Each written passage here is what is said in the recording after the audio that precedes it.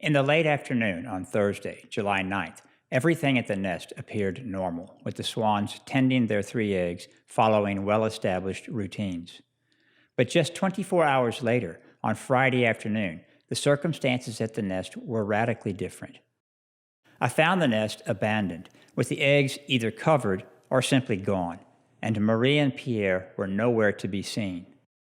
They finally did appear briefly after half an hour, but quickly left again, without ever revealing either the eggs or any newly hatched cygnets. On Saturday and Sunday, I found the nest in growing disrepair. Some people told me on Friday that they saw newly hatched cygnets, but I think they'd mistaken a family of ducks and ducklings for cygnets. It's not clear if an animal absconded with the eggs or if the parents deserted them after determining that they were no longer viable. Following the swans for the past month has given me a glimpse of nature that I rarely take time to notice. I watched the swans at sunrise and sunset, and on clear days and in rainstorms. And now I've seen them deal with the loss of their eggs, an event that must be common for wild birds. When we observe nature, it's our tendency to give it human qualities. We imagine that the behavior of animals is driven by the same conflicting emotions that complicate our lives.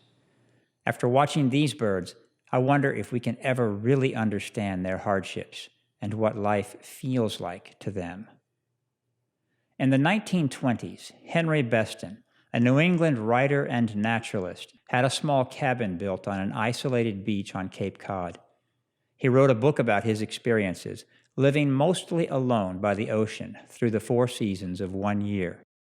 The book is titled The Outermost House and was published in 1928.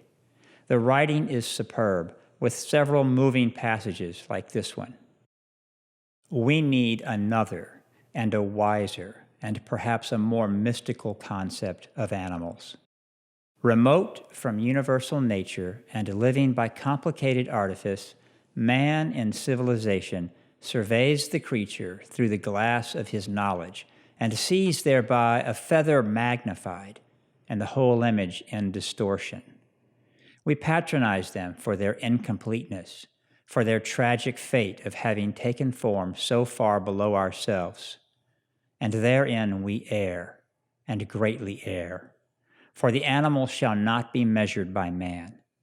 In a world older and more complete than ours, they move finished and complete, gifted with extensions of the senses we have lost or never attained, living by voices we shall never hear.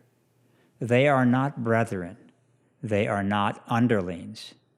They are other nations, caught with ourselves in the net of life and time, fellow prisoners of the splendor and travail of the earth.